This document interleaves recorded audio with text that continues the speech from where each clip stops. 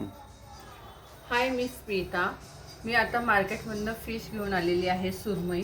हे बघा किती सुंदर आणि ताजा आहे. आता आपण याला क्लीन करून ठेवूयात. आज तर मी बनवणार नाही आहे, उद्याच बनवणार आहे. तर त्यासाठी मी तुम्हाला सांगते क्लीन कसं करायचं. या आता हा बांगडा फिश आहे, ह्याला मी आता क्लीन करून स्वच्छ असं छान केलेलं आहे. त्याला आता हळद आणि मीठ लावून ते मी डीप फ्रीजला ठेवणार आहे.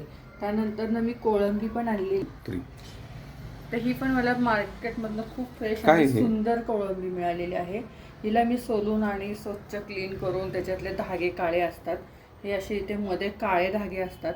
ते धागे जर आपल्या पोटात गेले तर इन्फेक्शन होऊ शकतं, पोट दुखू शकतं, त्यानंतर आपल्याला लूज मोशन होऊ शकतात.